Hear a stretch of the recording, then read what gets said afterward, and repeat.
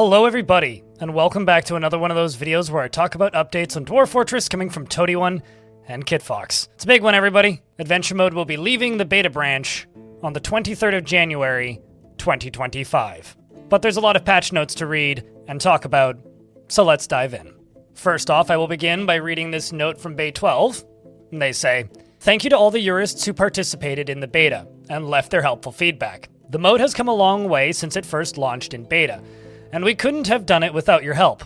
We are excited to shift focus back to Fortress mode very soon, but this is also not the end of Adventure mode development. Many updates in the future will be applied to both modes, and there's still more to add to Adventure mode in the future. As with everything in Dwarf Fortress development, it will come in due time. More details about the next steps soon." So without messing around, let's dive in to presumably the final update to the beta branch before it moves into the main branch. Now there are some additions here that will be affecting Fortress mode as well as Adventure mode, so I'll make sure to note those as they come up. The first few are obvious, which is child portraits, baby portraits, and pebble floors, which are differentiated from stone floors. In Fortress mode, you can now see pebble floors if you happen to be in an area where they are abundant. In Adventure mode, you can see them, and in Fortress mode and Adventure mode, you will be able to see both child portraits and baby portraits alongside of the other lovely faces.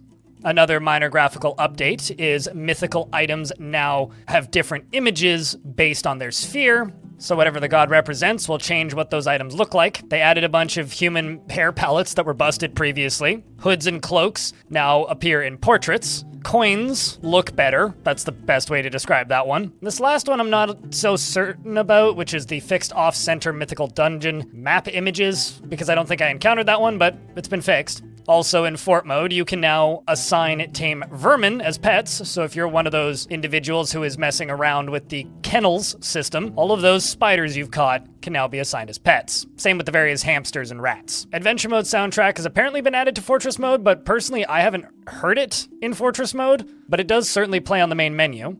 And they also improved the initial game loading speed, which is very much the case. There's a bunch of small changes that have been made to Adventure mode, which I'll do my best to display on screen as I'm reading these patch notes. A lot of it is tooltips just to add clarity, such as difficulty tooltips, giving you the descriptions of what you're going to embark as, the civilization that you're going to play as, the site description that you're going to start at. Things are now sorted better. In this case, start sites are now sorted by population. They've added tooltips to basically everything. They changed the spacing in the background paragraph, which basically makes it easier to read. They added this feature, which I absolutely love, which is character archetypes. So instead of having to go through and manually assign all of your attributes and traits, they now have these pre-bundled alongside of skills. If you'll notice, they all include reading at a novice level. Of course, there's a customize button at the bottom, so if you wish to remove certain skills or add them in, you can. Lastly, you can still start as a blank slate character if you want.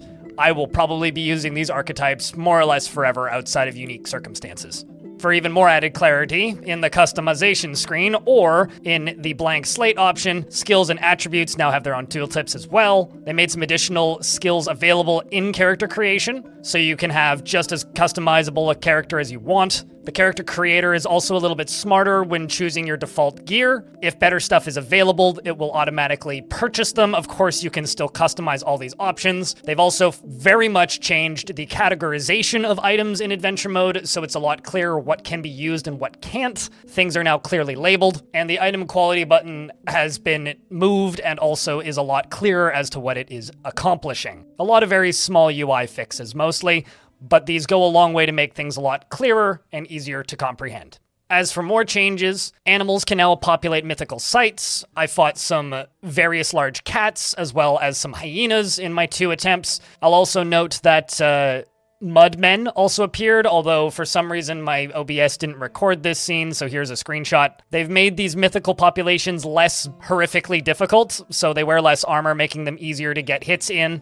and tried to make them get along slightly better. You see this little compass up here in the top right telling me where to go? If you're not playing as an ordinary adventurer for the chosen and the standard starting options, and if you get any random old artifact quest, it'll now show up here like this, directing you in-game instead of you having to constantly reference the quest log. They've also tried to make it harder to start in a town with a ruined temple if you're playing as a chosen, although I will say I was sent to multiple ruined mythical sites during my playtime, so hopefully that gets worked on. If you get knocked out, you die quicker, which is also very nice. Instead of just getting wailed on repeatedly for 10 minutes straight before finally dying because the guy punching you is punching you with the nub because you took both of his hands off earlier in the fight. Your reputation is now visible for people and groups in adventure mode, in chosen and hero modes. Character log is better displayed. A lot of menu polish here once again. They improved the companion UI. You can now drink with right-clicking on a tile with water in it. Right-clicking on yourself lets you pop up the character screen instead of having to hit Z on the keyboard or click the button. Right-clicking on a hatch gives you an option to just go directly through it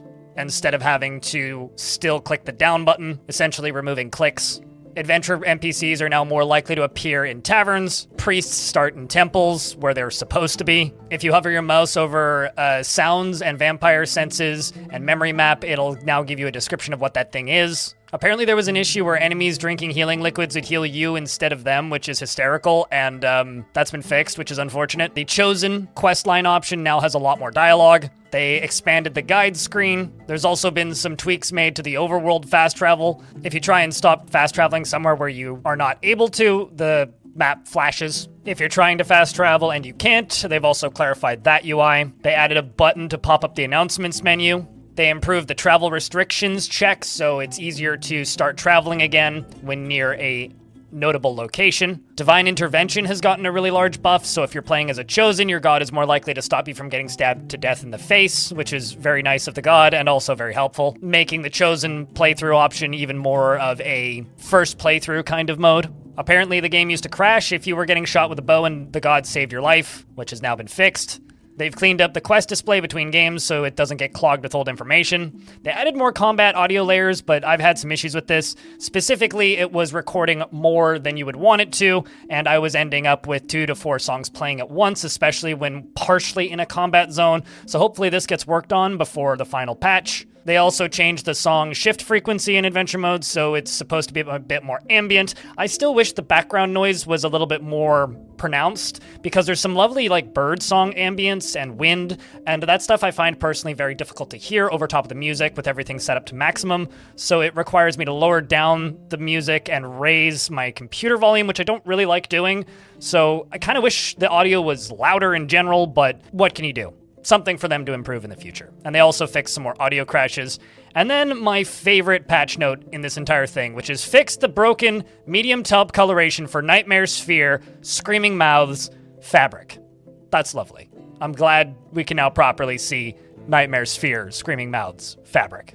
So if you've made it through that very, very, very long series of patch notes, let's talk a little bit about Adventure Mode now. Adventure Mode is releasing on the 23rd, which means for those of you currently playing on the beta branch, as of the 23rd, you're going to want to move your game to the main branch, because it's likely that any hot fixes or patches that come in won't end up on the beta branch. First, I'm going to talk about Adventure Mode, and then I'll talk about, as far as I know, what's coming up after that. Adventure Mode itself is best enjoyed kind of alongside of Fortress Mode. If you're looking at it and squinting and going, maybe this isn't for me, think about it this way. It's like an alternative option for exploring legends of your world without having to read them. Before you start a new fortress, play as an adventurer for a little bit.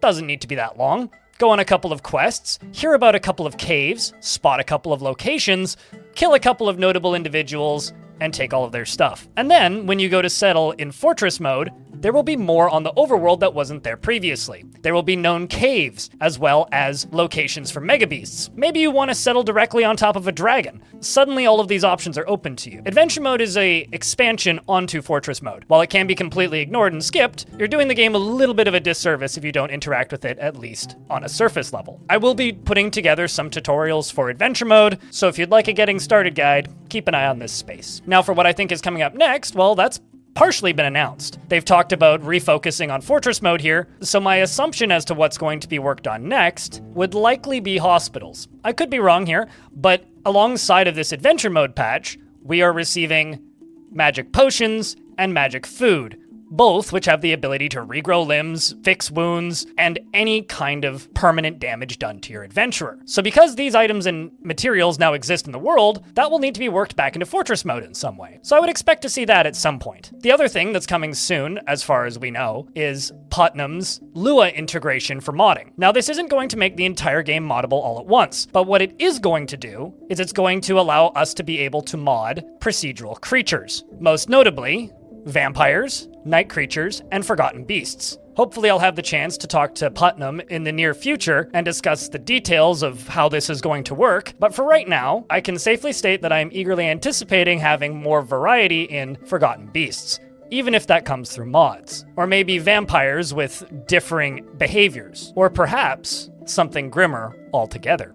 I'm eager and looking forward to the coming Dwarf Fortress development. Adventure mode has been a long time coming. It's taken longer than I think most of us wanted it to, and now it's pretty much finished. Of course, there's still one more thing needed for adventure mode, and that is building. I presume we'll hear something about that shortly after launch. So keep your eyes peeled. Of course, I'll make a video as quickly as I can once that is all announced.